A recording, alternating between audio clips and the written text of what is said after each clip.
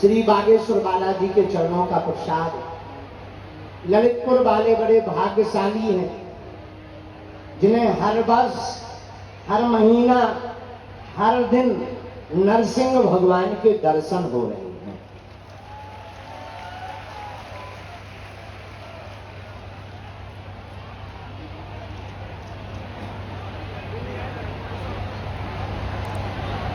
ये भगवान की बड़ी कृपा है। दूसरी बात, दूसरा सौभाग्य ये भी है कि श्री नरसिंह भगवान की कृपा के कारण, परम पूज्य यहाँ के महंत श्री पूज्य श्री गंगादास जी महाराज जी के कारण हम सबको भारत की एक ऐसी विभूति के दर्शन होते हैं जो अवतारी महापुरुष हैं। परम पूज्य श्री मलूक पीठ वाले महाराज जी के दर्शन आप लोगों को हर वर्ष होते हैं।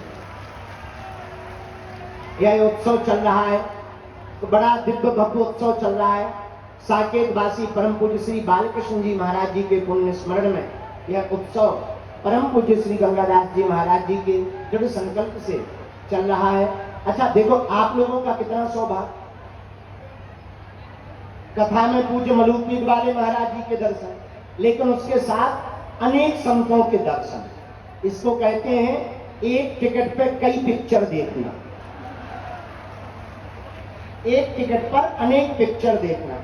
और आज हमको भी फिर से दोबारा ललितपुर के पागलों को देखने का मौका मिल गया। पागलों, सीताराम। और हम तो आगे के लोग जुखाम में भरे बैठे। भारत को पानी नहीं, फिलीपींस में थे। भारत चाइना के बगल में, जहां से कोरोना आया था उसी के बगल में थे हम 6 दिन तक। 7 दिन वहां पुस्तक लिखते रहे हनुमान जी के ऊपर। हमने 7 दिन जाकर के एक पुस्तक लिखी, हनुमान जी को कलयुग में किस किसने पाया, कैसे कैसे पाया और आप कैसे पा सकते हैं। उस पुस्तक का टाइटल बड़ा प्यारा है। उस पुस्तक का टाइटल है मल्टी टैलेंटेड हनुमान। 7 दिन तक हम वहीं रहे। वहीं से सीधे सुबह दिल्ली उतरे और दिल्ली से सीधे बिल्कुल चाइना को जो है जुखाम लेकर यहाँ आ गए। लेकिन यहाँ आकर के सब बिल्कुल आनंदित हो गए। अभी बागेश्वर धाम भी नहीं पहुंचे, आज शनिवार भी है, लेकिन महाराज जी की आज्ञा थी कि आपको ललितपुर आना है। अब आज्ञा को टाल कैसे सकते हैं। पर धन्य है ललितपुर वालों, धन्य है आपका सौभाग्य, धन्य है आपकी भक्ति। आपको अनवरत इन आंखों से देखो, सुत दारा अरु लक्ष्मी पापी के घर होए, संत समागम हरि कथा तुलसी दुर्लभ तो। अमीर तो हजारों हैं, पैसे वाले हजारों हैं, पर पैसे वालों की जिंदगी में वो आनंद नहीं है जो कथा में संतों के दर्शन करने से मिल जाता है। अमीरों के पास एक ही टेंशन है कि पैसे को बचाएं कैसे, बचाएं कैसे। अमीरों की अपनी टेंशन है, पर सबसे बड़ा अमीर वो नहीं है जो धनपति है। हम तो बड़े बड़े अमीरों को मिलते हैं, देखते हैं बेचारे बड़ी बुरी दुर्दशा में जीते, क्योंकि उनके पास इनकम है। लोग हमसे पूछते, गुरुजी आप हंसते क्यों रहते? हमने कहा न इनकम है न दिन कम है। अब टेंशन किस बात की है। लेकिन संत समागम हरि कथा तुलसी दुर्लभ दोय, संतों का समागम, भगवान की कथा जिसे मिले। देखो जिंदगी में आप कमाते किस लिए हो?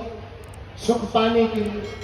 मकान किस लिए बनाते हो? सुख पाने के लिए। लेकिन सुनो कान खोलकर, मकान बना लो, बिस्तर लाखों का रख लो, पर नींद न आए, क्या कर लोगे? हलवा।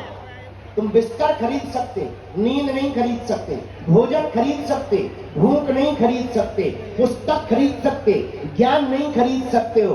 उसी प्रकार जिंदगी में बड़े बड़े भवन बनाने के बाद, बड़े बड़े बंगले बनाने के बाद शायद तुम्हें सुख मिले या ना मिले, पर हम ये दावे के साथ कह सकते हैं कि कुछ क्षण ही सही अगर आप संत समागम में बैठ गए तो आनंद की प्राप्ति अवश्य होगी।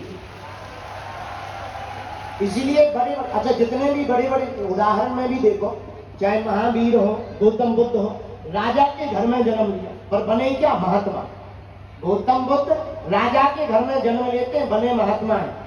कितनी अद्भुत बात है, राजघर छोड़कर महात्मा बनते हैं। महावीर, मीरा कितने बड़े घराने से, पर बनी बाबरी पागल। तो इससे सिद्ध होता है कि अमीरी पाने के बाद हमें असलियत पता चलती है कि महात्मा बनने में ही आनंद है। या महात्मा, अच्छा महात्मा बनने का ये मतलब नहीं है कि तुम लोग भी मीरा बन जाओ या तुम लोग भी महावीर बन जाओ, नहीं नहीं। इसका उदाहरण ये कि बन ना पाओ तो चलेगा। भागवत का एक बहुत अच्छा उदाहरण है, गज उजागरा। आप सबको कथा पता ही होगा, हाथी का पैर मगरमच्छ ने पकड़ लिया। अब हाथी परेशान, हाथी ने सोचा हम बहुत बलवान हैं, देख लिया जाएगा। लेकिन हाथी लड़ नहीं पाया, डूबने लगा। जब गज डूबने लगा तो प्रभु को पुकारा, भगवान आए, क्या बात है? कुछ नहीं मारा, डूब रहे हैं, मर रहे हैं, बचाओ। भगवान ने ऊपर से ही चक्र सुदर्शन छोड़ा, सिर कट गया मगरमच्छ का। तो ललितपुर के पत्रकारों ने भगवान से क्वेश्चन किया, महाराज आपको बुलाया किसने? भगवान बोले गज ने। आप आए किसके कारण? बोले गज के कारण।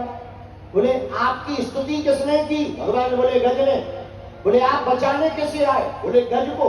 फिर बोले उद्धार सबसे पहले मगरमच्छ का क्यों किया? अगर बचाने गज को आए, रक्षा गज की करने आए, तो उद्धार मगरमच्छ का क्यों किया? मुस्कुराते हुए भगवान ने बड़ा गजब का जवाब दिया। बोले भैया जो हमारा भक्त है उसका तो कल्याण होना ही है, पर जो हमारे भक्त के चरण को पकड़ लेगा उसका हम पहले कल्याण कर देते हैं। ये भगवान का सिद्धांत है। मतलब हम भगवान के भक्त ना बन पाए तो घबराना नहीं है। इस ललितपुर में संत आते रहते हैं, तुम्हें एक काम करना है। पूछो क्या? जोर से पूछो। तुम्हें एक काम करना है, तुम्हें संतों के चरणों को पकड़ लेना है। अच्छा कुछ लोग चरण तो पकड़ लेते हैं, आचरण नहीं पकड़ते। कुछ लोग चरण पकड़ लेते लेकिन आचरण नहीं पकड़ते। तो हमें क्या करना है? हमें गुरुदेव के पकड़ने हैं आचरण और गोविंद के पकड़ने हैं चरण। और गुरु के आचरण और गोविंद के चरण अगर पकड़ेंगे तो आप बिना अमीर बने ही मन लागो मेरो यार फकीरी में। कबीर दास की वाणी सिद्ध हो जाएगी। कबीर बाबा कहते जो सुख पाओ राम भजन में, सो सुख नाए अमीरी में, मन लागो मेरो यार फकीरी में। जो राम के भजन में सुख है वो आनंद। अच्छा जैसे तुम्हें डिस्को में भेजा जाए, डिस्को जानते हो? आजकल लड़का वाले बड़े बड़े शहरों में पी करके नाचने जाते हैं, उसको डिस्को कहते हैं। 4-4 घंटे पीते हैं, नाचते हैं, उपद्रव करते हैं ठटरी के भरे,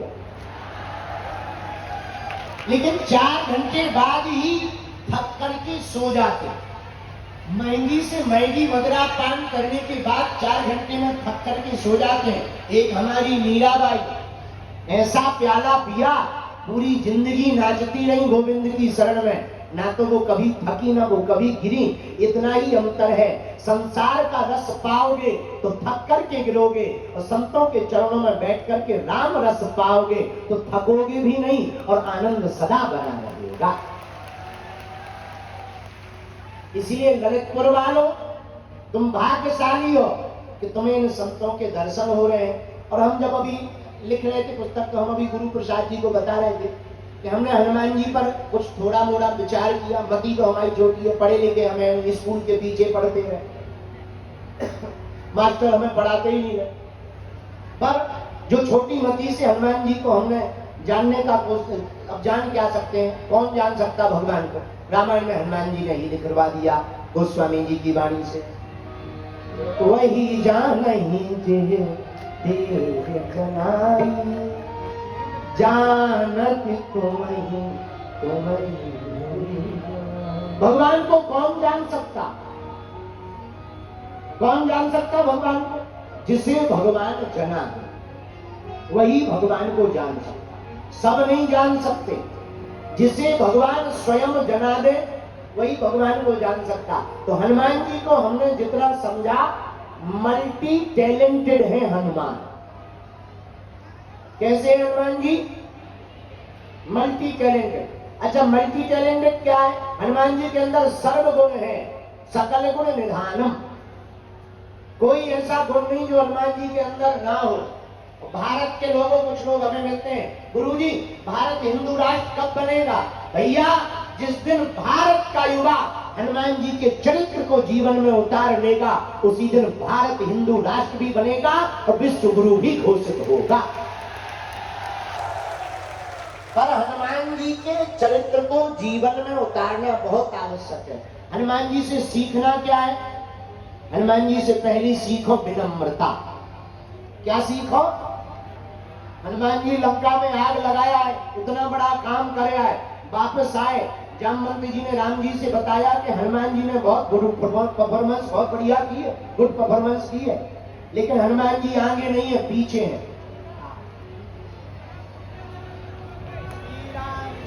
सीताराम हनुमान, सीताराम हनुमान, सीताराम हनुमान, सीताराम हनुमान,